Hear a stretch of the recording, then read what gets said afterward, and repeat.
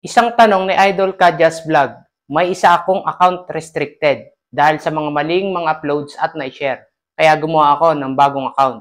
At ito ang account na yon. Nasasayangan lang ako sa mga followers na mayroon yung dati kong account. Pwede po ba na ayusin ko yon? Or mag-concentrate na lang ako dito sa bagong account na ginawa ko?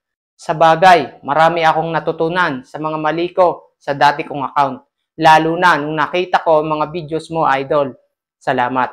Salamat din, Idol, at isa ako sa hiningan mo ng opinyon. Ito po ang opinyon ko. Pwede mong gawin, pwede rin hindi. Kung ako ang tatanungin, pwede mo namang gamitin yan pareho. Yan dalawang account na yan. Marami ang content creator na dalawang account na patuloy kumikita sa ngayon. Linisin mo ang isa mong account habang ginagamit mo yan. Sabi mo, nanghihinayang ka.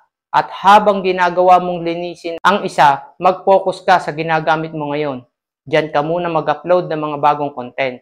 Kasabay ang pag-aaral mo na maingatan sa mga maling activities ang bago mong account na ginagamit.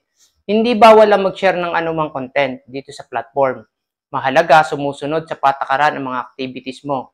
Kahit ang content ng ibang content creator na i-share mo, siguraduhin mong original na siya ang gumawa para siguradong safe. Magagamit mo kasi ang bagong account mo para hindi ka mawala ng pag-asa. I-apply mo ang mga karanasan mo sa bago mong pagsisimula.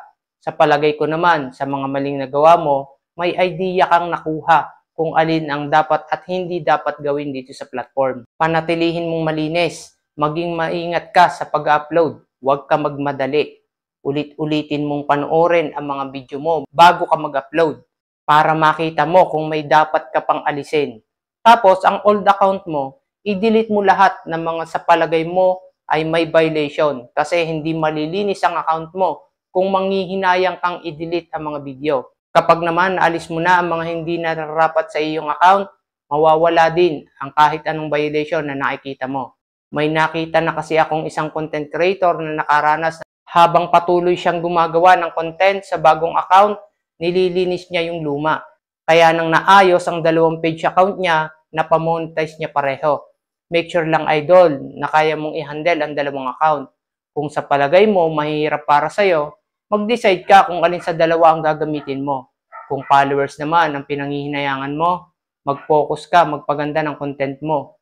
Kapag nagawa mo yan, Idol, followers na ang kusang lalapit sa mga nagagawa mong videos. Hindi mo na kayang pigilan pa ang pagtaas nito.